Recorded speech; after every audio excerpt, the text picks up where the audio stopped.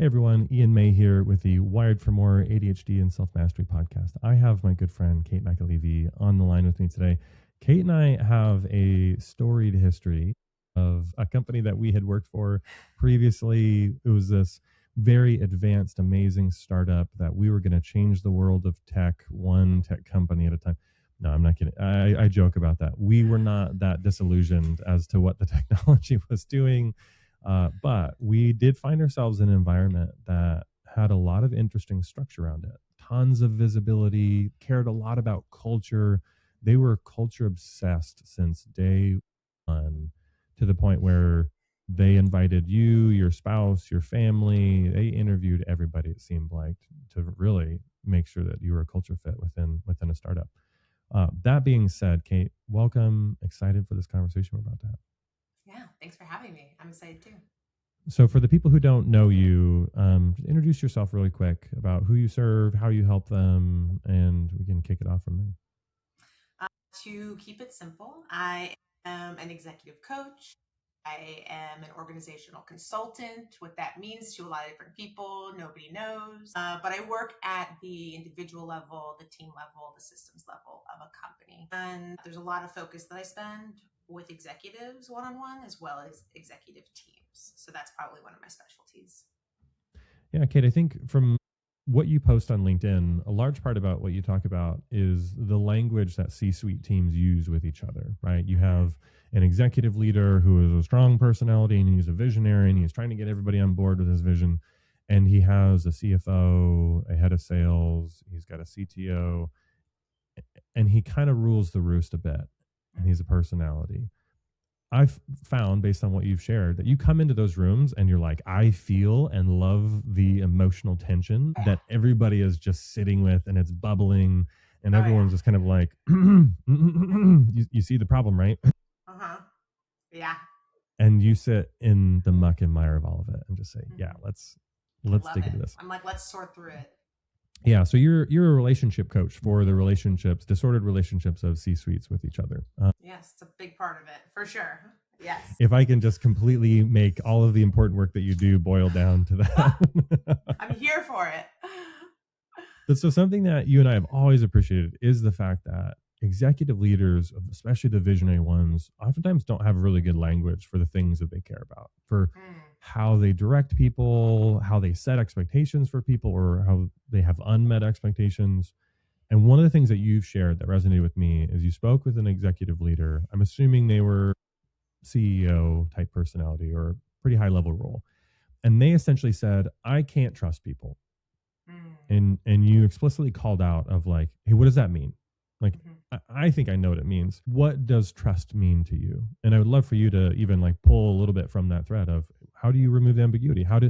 What is trust? How does somebody Yeah, build it? And like, how do you navigate certain situations like that at the C-suite level? yeah, I appreciate it. I will say I always try to have full empathy for leaders and executives. So I also would argue that most people are not good at communicating or having language for how to operate in the business world. Nobody is taught how to do this. So I always wanted to start there to like level the playing field. It just doesn't get easier as you get higher up in the company, and the problems it creates just get larger. Yeah, see, Kate, I'll just cut you off real quick. Yeah, Very do loving it. interruption. You do a good job of having empathy. Everyone Yeah. else who's like C-suite, screw them. They're numb and apathetic. They're The all worst. inhuman Yeah. monsters. They're Yeah. ruining society. Oh, the So the fact worst. that Yeah. you can have empathy already puts you in a perfect position. So Yeah. continue. Appreciate it. Yeah. Back to language. What I loved is that you're bringing up a situation that I'm like, which CEO is he talking about? That's like most leaders, right? And I think what you're getting to again is like what we love to chat about is like, what are you talking about? What's the behavior? What's the meaning? And so when anybody says to me, like, I don't trust people, I'm like, what does that look like? And they're like, ooh, like there's always the pause. Like, I love to go after an ambiguous word that's used all the time that has 30 different meanings. This is applicable to alignment.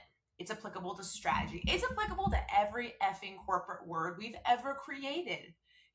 And like we all speak, hopefully, English. That's like the first language that people have, and it's still really difficult. So I love to clarify because I'm like, If we don't know what the meaning is, then we can't change the behavior. And you and I think, are very connected on the fact that I'm like, I'm here for behavior change. I'm here for progress. I don't want to talk about what happened 5 million times. Like, the emotions are great as long as they're applied to moving forward. Right. And so I'm always curious. And so trust can be, I love that you brought that one up, because people say it all the time. Does that mean, as far as like reliability, is that relational trust? Is that follow through trust? I would argue there are probably like 10 to 20 different types. And when I ask people, how does someone build trust with you? It's different for everybody. How does somebody lose trust with you? And what type of trust is most important to move forward in this work? You don't necessarily need all of them, right? It's kind of asking a lot. So yeah, you're looking for the perfect manufactured human to be all the things all the time, yes, all at once. And then therefore you are perfect yourself. So yeah, it's a lot to ask, but I love getting into like something that seems like nothing, and then everybody's like, holy shit. Yeah. The reason why I like speaking specifically to the word trust is because the fact that we all have some type of emotional wound where someone broke our trust, and we don't even have language for what that means. Yeah. And I think this is interesting for people who've gone through relationship counseling and therapy at some given point of each person experiences trust in a different way. Right. And my wife and I, as an example, are complete opposites of each other. How you build trust with her is by being ruthlessly honest with what you say. Wow. She values honesty above all else. And you know that she does, because when you say the honest thing and it's uncomfortable, it actually doesn't make her happy. Like, she's not happy with what you had to be honest with. Yeah. But even then, she's super loving and gracious when she receives just the honest truth. How you say it, obviously, like, oh, I'm the opposite. No, I'm the literal opposite of like, no, like, tell me I'm pretty and say I did a nice job, even if I totally hacked this together. And so you can imagine the arguments that we would find ourselves in, because she would say something that in her mind was loving by being very honest. Hey, babe, how did I do cleaning up my beard? And she's just like, and she's looking me over, when in reality, I was like, I'm fishing for a compliment. I need you to tell me I look pretty and maybe smack my butt. Yeah. The how and the packaging matters more to you, the delivery.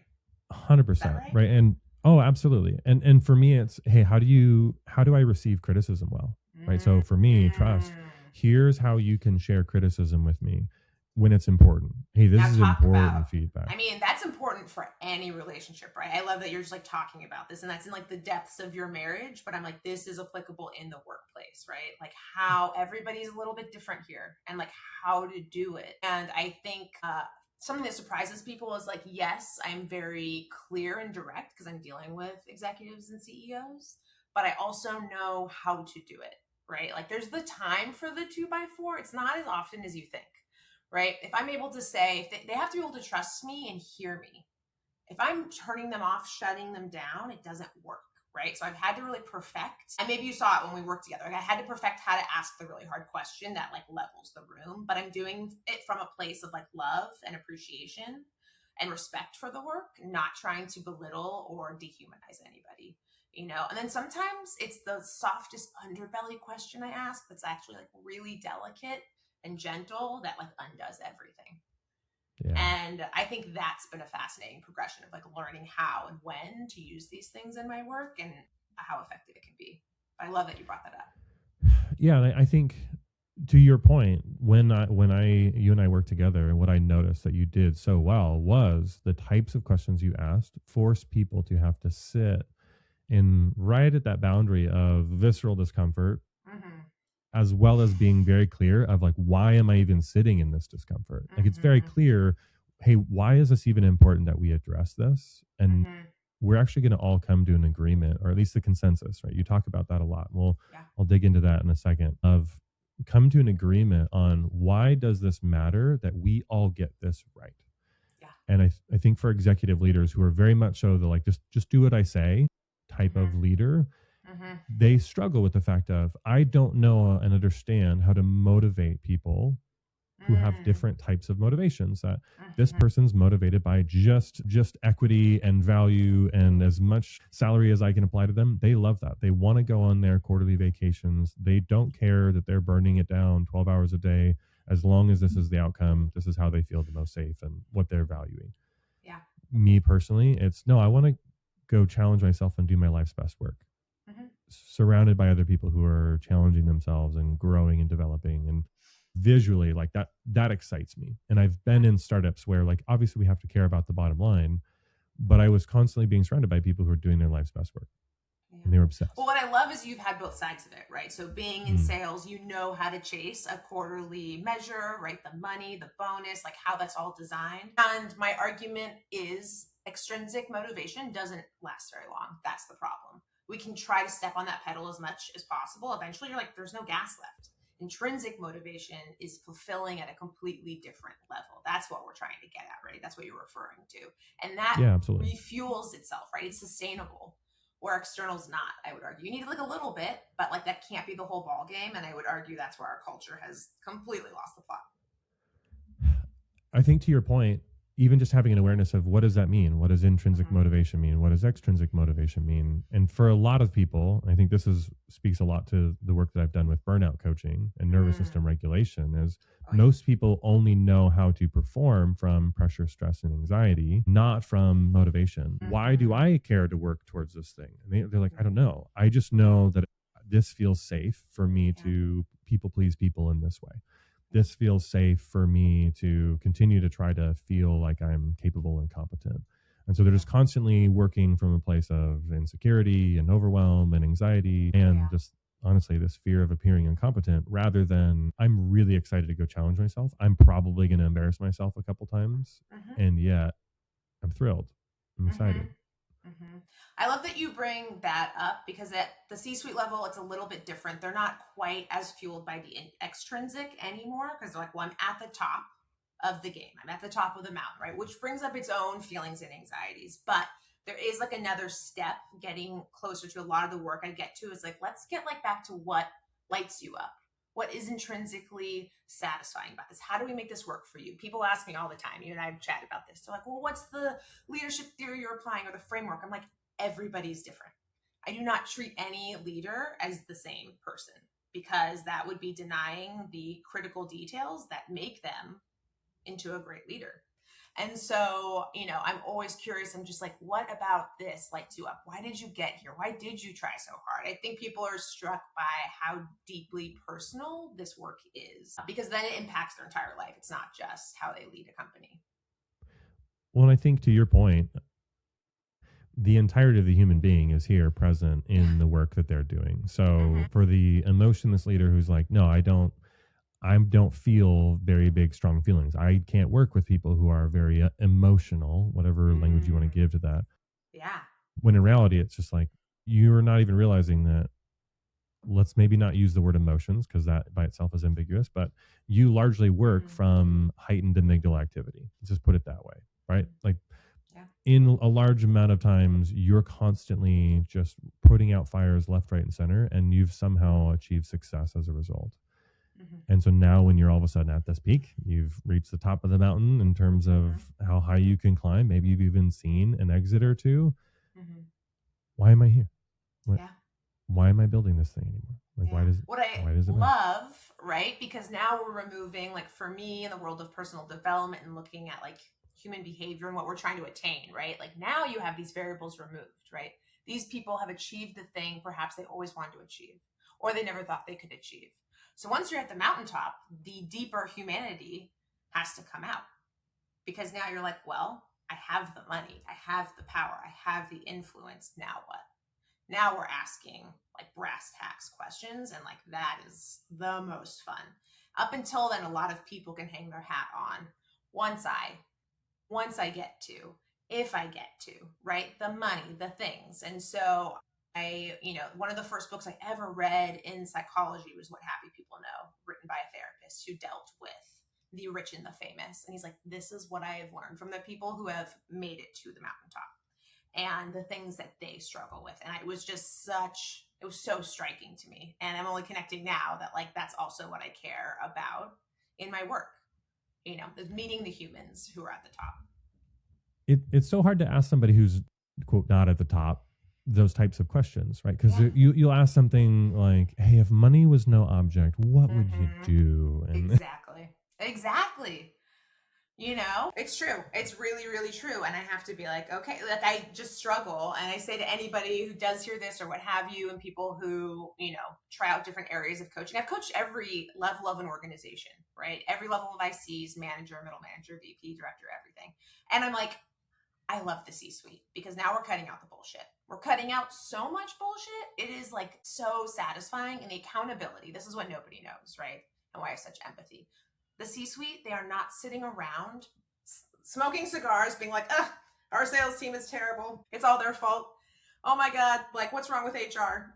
They are not sitting around blaming everybody else. Right. They are sitting there thinking, what have we done? How do we change it? And how are we part of it? Like the accountability is so high at that level. It's deeply satisfying for me to work at. Like those are the people I want to rock and roll with. You've kind of ruined my goals to become an executive leader because I was really hoping it was whiskey and cigars talking about being masters of the universe. But I guess sure, you can do that if you want, but it's not very applicable. It's not going to get you very far. And I'm not to say like this isn't to say like there aren't toxic leaders out there. Absolutely, there are toxic leaders everywhere. But I'm just saying the people that I encounter, the reason I love this work is like it's about really dealing with like the depths of humanity in a real pressure cooker. I think even when you talk about there are toxic people everywhere, one thing that's been interesting for me in my own burnout experience is recognizing all of the ways that I was the toxic person. Ooh, tell me more. Oh, okay. Well, we're going to cry through this. But let's do it. You're beautiful. You got this. I know, yeah. Anybody who knows me, they're just kind of like, of course Ian's going to cry about it. That's totally reasonable and appreciated. But so I think for me, kind of coming out of my burnout season, I was going through addiction recovery and all stuff like that, a bunch of marital issues. And while that was all happening, I was still like, okay, but in the work side of things, I'm going to go climb this mountaintop because that's all I know. Like that's one of the few ways that I feel safe in all number of ways with my masculinity and my self-image and all the things, right? And so I inevitably got to a point where I closed the biggest deal in company history up to that point, probably 15 to 20 times the average deal size.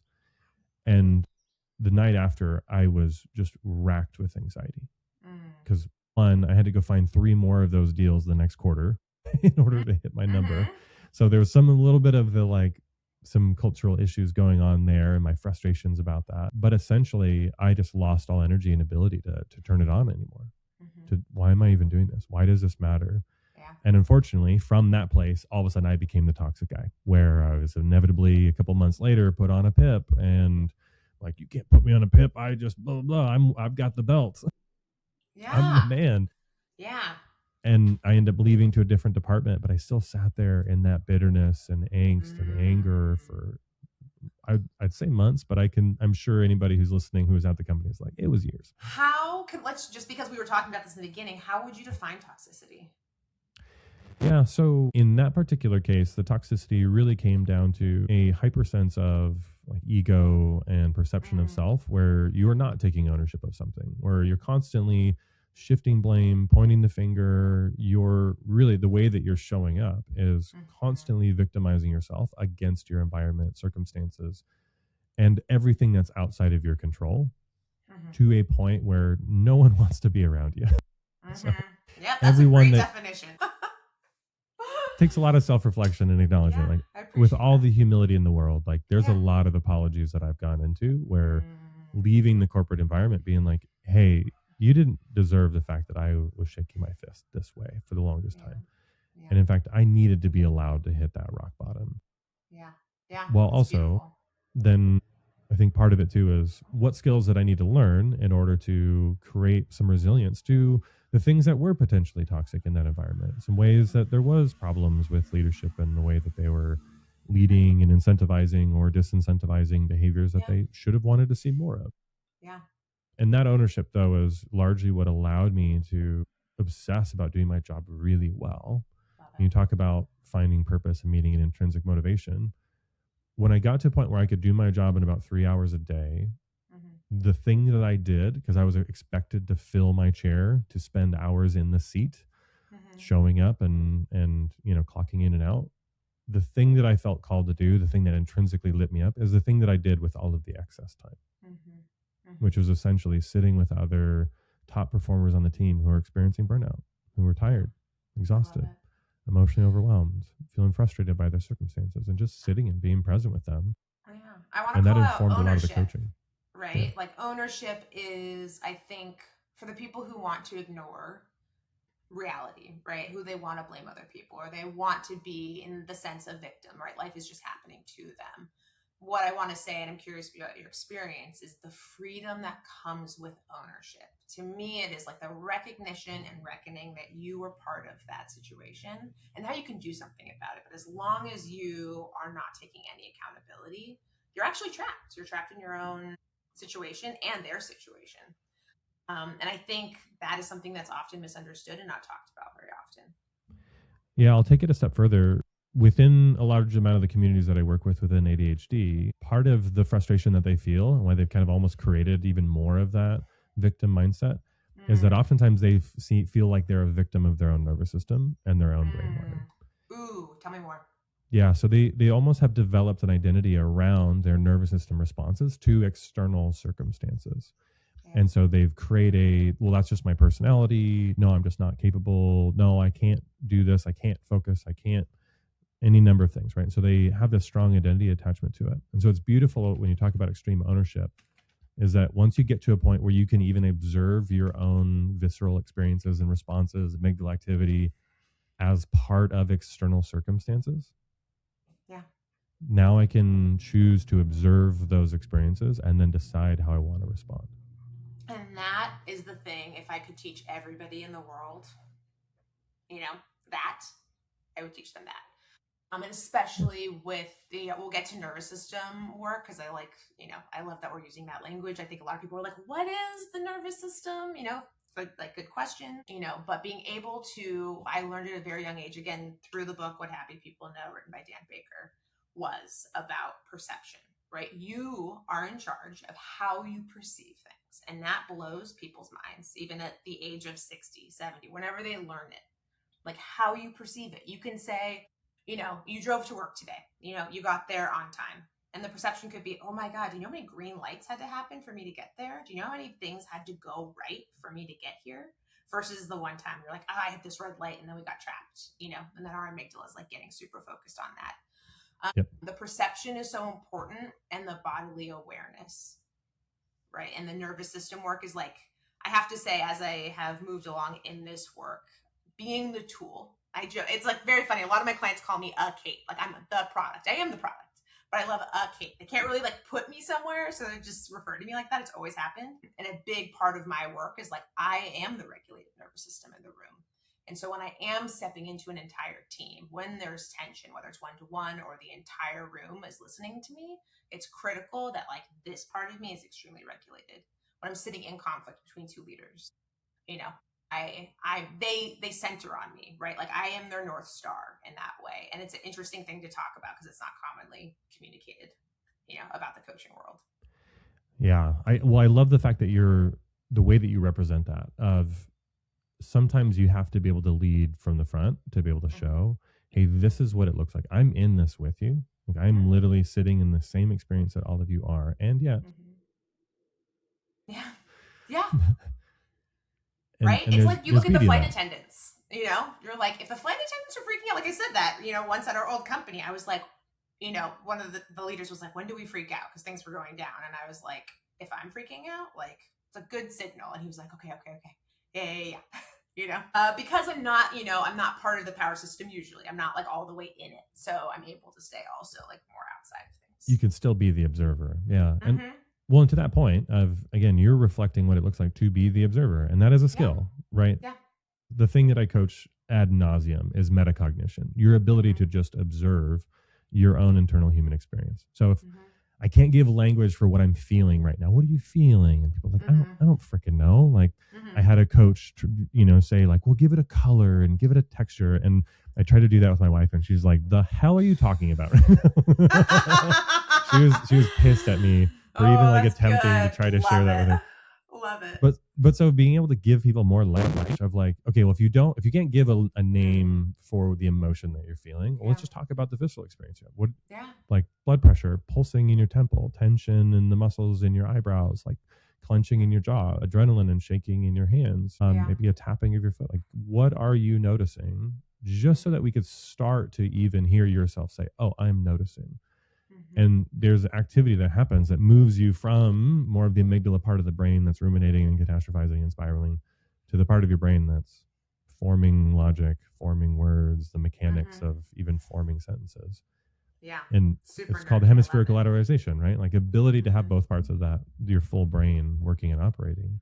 And then let's add in, oh, you're going to be on your laptop in a meeting and there are 40 different things happening. And like you're thinking about like every minute of the day and we're all surprised. We're like, why is nothing moving?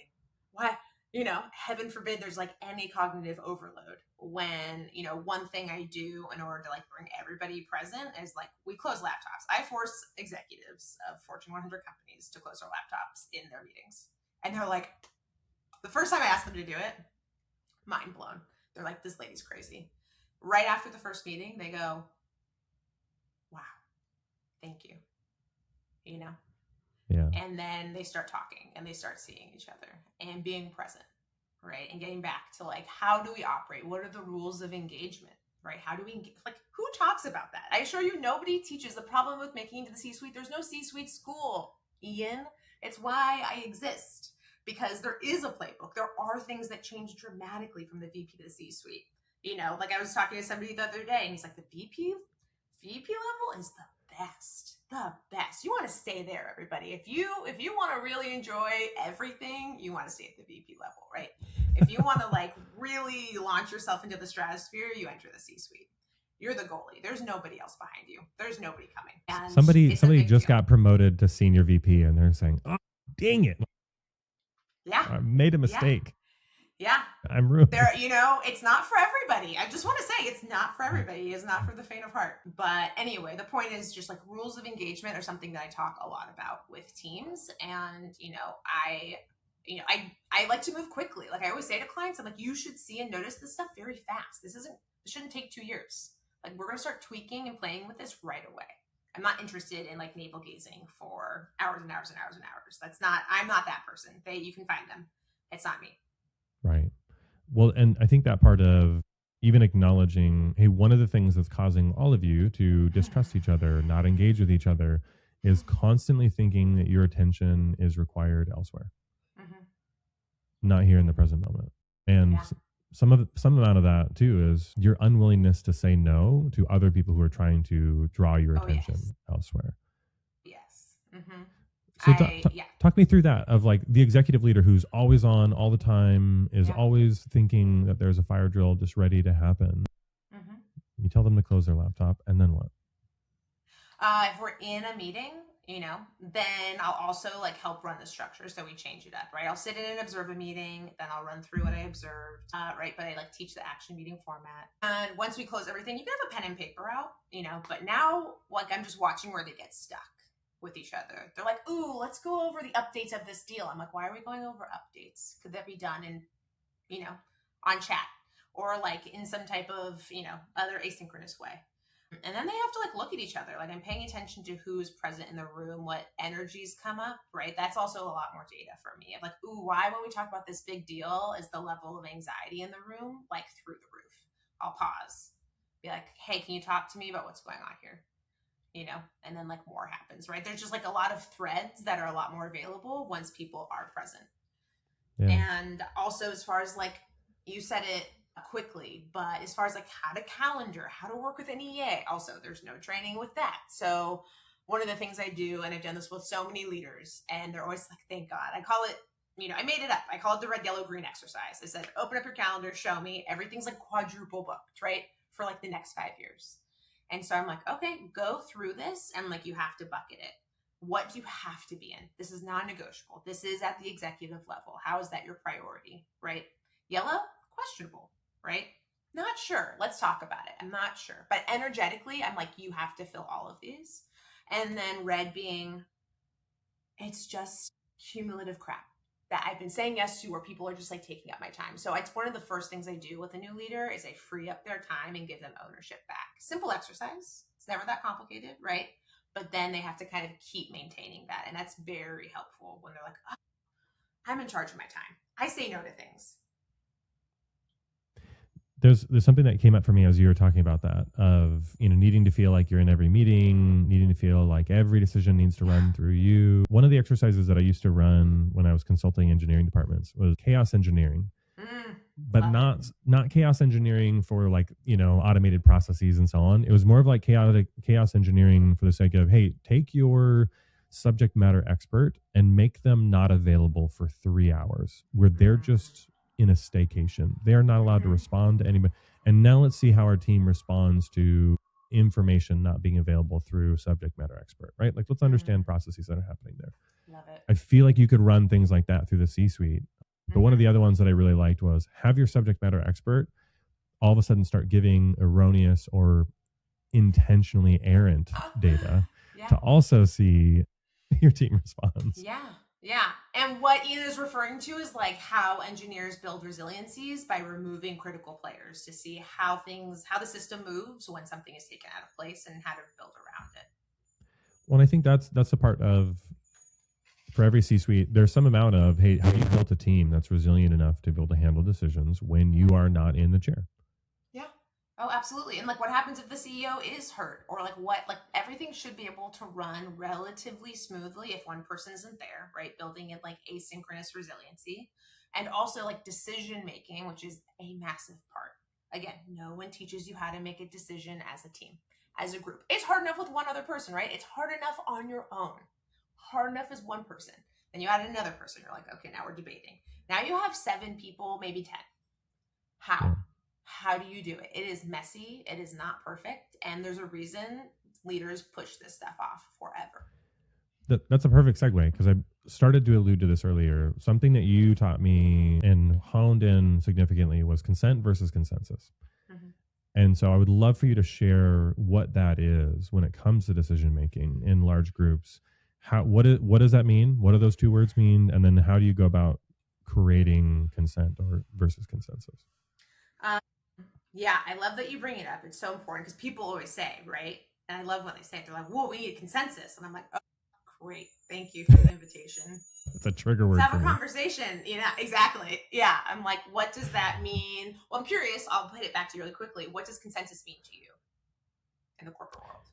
Yeah, in a corporate world, consensus to me means that everybody agrees on what experiment that we are running, or what standard operating procedures we are all moving forward with. Like, everyone agrees, and we can have a consensus on how we're moving forward based on the conversation. Like, there's consensus is essentially we can just agree to the terms. Which usually means 3 people agree, everybody else doesn't, and then everything falls apart sideways. And the point of talking about, I'll just say consent versus consensus, is finding a way to decide something as a group that sticks.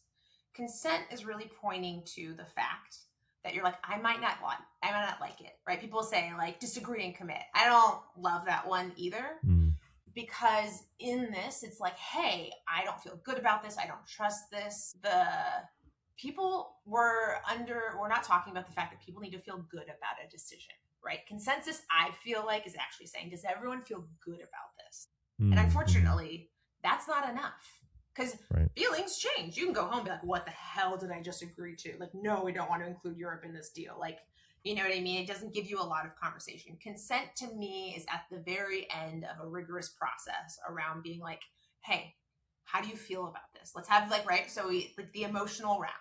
You have to consider the emotions in the room. I feel anxious. I feel freaked out. I'm scared. I'm worried, right? Does somebody have other information? You go around being like, you know what? I've seen this deal happen 3 times with this company, and I need to share that with the team. So why do you have the anxiety? Is it based on anything, or is it because you had like a really rough weekend and like your dog had surgery? Like, who, you know what I mean? Like, who knows? You just got back from a trip to Tulum where you've spent a certain amount of time being accosted by government and so on. Not at all a personal story. Yeah, not at all. So the point is, right, like consent, the reason I wanted to address like the decision-making process is important. Consent is at the very end, where it's like we've gone through the multiple layers, and consent is, I have the information I need. I may not feel comfortable. I may not even feel good about it, but I hear the point that we need to move forward, and it's going to be more harmful in the long run to not move forward. And when I give consent, it means I fucking agree. And like, we are not going out of this room and dismantling it, because that's how you lose trust in yourself, Right. everybody else, and the company. Yeah. So the consent then is, I understand the marching orders. Everyone understands the concerns that I have, but we have all consented on what data am I going to collect so that I can make sure that I'm saying, hey, this is the belief that I have, or the story I'm telling myself is that when you make this decision, it's going to affect my marketing team. We're going to see these numbers impacted, and this is going to be a problem. And so I could be like, well, this isn't going to work because of these things. And it's like, okay, well, do you have data to support that? Yes. Yes. Are you going to collect the data? Yes. Most of the time I don't. It's a feeling. It's from my 30 years of experience. And it's like, okay, well, yeah, right. Yeah. And I run into this a lot when it comes to coaching, of being like, well, I've been in this industry for a long time. So what I'm hearing from you is you really need to make sure that this is true. And if this is not true, you're going to have 20 years of experience. So you're going to have to reflect on wait, have I always been wrong about this? Yeah. And if it feels now I feel the attacked. decision is too big, yeah, and we've talked about this, right? If the decision is too big and it's too scary, I'm always like, is it safe to try? Make it smaller. Right. If you're like something, even if I hear a leader say something about this feels deeply wrong to me, and they are standing there very much like I'm in alignment with myself, first of all, I'm not going to write that off if they can't give me data, right? So I say, okay, let's make this smaller. What is the next step we can make in order to get more information? We are not going to stall out. We are not going to sit here for 6 months, I assure you of that, right? But I don't write that off either, because it is information, and sometimes it's hard to put into words. Yeah, right. I think what I love about the consent versus consensus is it does force everybody to participate in how you run this experiment, right? Yeah. So what is the safe to try experiment? What data are we going to go collect? And can we get agreement on what type of data everyone is going to go collect? And we're going to meet in 6 weeks with the data that we've all collected based on our purview of our departments and our positions and so on. Yeah. Great. Gavel. Yeah. Yeah. And like risk tolerance, right? And like how to move through things. But I mean, often I find teams where I get worried about an executive team and a CEO is when decisions stop, when they really stop being made, when the hard decisions are not being made, right? Another favorite word is prioritization. Guess how many clients I have met up with who are like, we prioritize. I'm like, show me. They're like, well, here are my 95 priorities. Yeah, right. And I'm like, okay. It's like hilarious. It's like so comical. They're like, they're all important. I'm like, no, like you just haven't prioritized anything. And so it is sitting with the emotion of severe discomfort and being like, we might be losing out. Yes, that is the nature of business. You might be losing out, but you're absolutely going to lose out if you do not prioritize. Yeah. I think what's interesting about the nervous system work is this idea. Once you can start noticing, okay, I'm having really heightened amygdala activity about this thing. The whole point of the amygdala is to narrow our vision, right? And make it to where I can't come up with creative solutions while in this state. So all of my thoughts are going to be all or nothing. All of my thoughts are going to be catastrophizing. All of my thoughts are going to be trying to predict 5 steps ahead. And so I think what's beautiful about that, again, this metacognition of noticing the types of thoughts that when I'm working with somebody, as soon as I notice they have these black and white, all or nothing thinking, I can just be able to say, hey, we've agreed that this is a cue that there's heightened amygdala activity happening right now. Yeah. I'm not agreeing or disagreeing with the statement that you made. Let's just work backwards real quick. We're going to do some amygdala calming practices in real time. And then we're going to come back to this statement. Statement. What about this do you feel is triggering your sense of psychological safety, perception, or like some identity or worldview that you have? Yeah. And then let's work backwards to the thing that's predicting outcomes when you don't really have that much data, right? Yeah. What I love, the reason I'm smiling, is you use more psychological terminology than I do. But that's partly because of the fact that I'm working with ADHD squirrel brains who are so fast at all of these processes happening. The speed at which these intrusive thoughts happen is like 1,000 of arrows are blotting out the sun, and I have to pull up the shield. You're getting into the how they operate at like a very granular level, and also I mean, like, I love it because it's all true, and it's also helpful to educate them on what's happening in their brain in order to do something about it. But I was just like laughing because we've been talking about language, right? And I remember, so my undergrad is in psych, my master's is in organizational psychology and evaluation, right? And I remember sitting in my org psych master's being like, there's no way you walk into a business and talk like this. I was like, absolutely effing no way. So I went and did, purely because of language, I did my MBA. So I did a joint program. I did my MBA at the same time. And I was sitting in those business classes and I was like, I was fucking right. I was like, nobody talks like this. And guess what? They don't care. And so I love to hear you, you're speaking to the deep nerdy side of me that I don't really let out anymore, because I can't, not that I can't, but I don't want to lose a leader when I'm nervous system, I'm thinking about all of it, right? But the language I have to use with them is how do I take a belief you have about yourself and weave it all the way through to the bottom line? That is my task, right? And it has to be about the business and the behaviors and really concrete steps. I'd say one of my superpowers is meeting them where they are and breaking it down into the smallest steps that move them forward, and that they build confidence in themselves again and their team. But I love hearing you literally speak all about the nerdy things, because nobody in my world talks like that. And, it would be great. Yeah, I don't know if anybody in my world likes that I talk like that. So, but I don't ask for permission when I do. No, but I think you're educating people. I think you're helping them understand how the brain works, and that is a critical component of your work. Absolutely. One, I think that's the part of the ambiguity of, I work in the ambiguity of focus and the ambiguity of flow state. And for a lot of people, especially with ADHD, it's not that they have inattention, so they have too much of it. And it's usually driven by this chronic levels of heightened amygdala activity. And so how we can help them turn on these crazy hyper-focused moments. I don't know if you've ever interacted with somebody with ADHD where they've gotten out of a 8 to 10 hour binge of crazy focus. Yeah. The difficulty they have is, hey, I don't know how to turn that on at will. And I actually don't know how to recreate that. And so we work backwards from that. What's happening in your nervous system, so you can increase the likelihood that you can actually generate that on demand rather than by accident. So we have to look at the nervous system. And especially since ADHD starts and ends in the nervous system, it has to be part of the conversation. Yeah. And I don't want to compare myself to therapy, but part of the difficulty of a lot of modern therapy approaches is, they ask a lot of questions about what's happening and tell me about the story and how this relates, versus me. I treat that more of physical therapy versus a personal trainer. Yeah. You've told me you want pecs.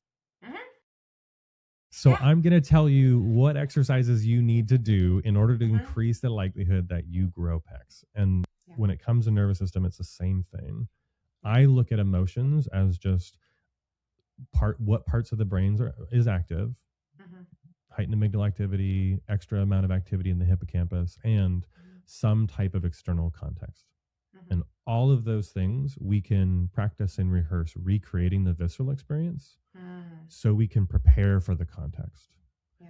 So when I work with the executive leader who's saying, when I get into a meeting, I have this insecurity that's coming up, there's this fear of appearing incompetent. And so I always have to be in command and control and intense and aggressive. Yeah. And so it's hey, how is that serving you? Oh, it's not. Nobody likes working with me. Everyone tells me I'm an asshole. The board is telling me that I need to work on my emotional regulation and so on. Yeah. And so my practices are, okay, you need to go do 4 sets of 20 of this particular exercise that recreates the visceral experience of the fear of appearing incompetent story. Yeah. And then in real time, we're going to practice the calming regulation strategies. And I love that, because I'm what I'm hearing you do is at the independent, deep level is the work I'm doing in entire in a company, right? Yeah. I work on the nervous system of a company. Right. And that's what I'm reading 24/7. I think what I love about the work that you do is the fact that people don't realize that they're co-regulating or co-dysregulating, right? And to that point of, hey, I can't single out an individual being you need to leave and go regulate. Yeah. But what I love is a team, once it's clicking into place, it is my drug. It is my drug of choice. It is all of a sudden they're rowing together, right? The motion is there. They are regulating. They are doing phenomenal work, and they can feel it. They can absolutely feel it. They know the difference. They're looking at each other being why does this feel so different? I feel I'm the coxswain, and it's just early morning and we're just practicing and we're getting into it. And it's the most beautiful thing. And, I joke because, our buddy Isaac will be Kate, nobody cares about executive teams. Nobody cares about the health of an executive team. I was who does care? I was once they're dysregulated enough, once the board starts to see it, they've seen it enough times. And that's why I work with a lot of older people, right? Because they're ooh, they call me in because they have been there. They know what's going on. They understand that something needs to change. And then Right. also, once it starts to change in a good way, it's phenomenal. Oh, yeah. I mean, just the visualization that you just brought up of the coxswain and that early morning dew over the water, and it's calm and Mm-hmm. serene, but Mm-hmm. you have six people rowing in a boat, potentially all disorganized, and yeah, it's Yeah. chaotic and frustrating, and You people can get feel frustrated. alignment. Like, Yeah. that's the thing. People are like, I want alignment, because at some point they did feel it. They have felt it. You can't just talk about something you've never felt before. And so that work is very complicated and complex. But once you have it, you're like, this is it. This is our North Star. Oh, I love that. Well, Kate, I promised you that I'd help you land the plane. We are at that point. Kate, what anything that you're working on or anything that you're excited about that you want to invite anybody into, or for anybody listening, knowing how to work with you? Yeah, I mean, I work still with individual executive clients who are wondering to themselves, like, I'm here, I've made it. Maybe I've been here for 3 or 4 years, maybe 20. Sometimes it's a long time, and I don't love it. I'm miserable. Like, could this be better? Those are some of my favorite clients to work with, because the answer is yes. Like, you can absolutely love where you are. It's just gonna look different and feel different. But I've seen complete transformations happen, and I think that's beautiful. And then executive teams who want to have that feeling, that real feeling of alignment and working as a team, which is rare. It's one of the few places in the organization that's actually a team, and people don't talk about that. So if that's something that you're interested and curious about, I'd love to have a conversation. Perfect. Well, I will post your LinkedIn and your website in the show notes. Kate, such a pleasure. Appreciate the So much banter fun. and just love seeing you continue to flourish in the work that you're doing. You too, Ian. Thanks for having me. All right. Thanks, friends, for joining. Take care for now.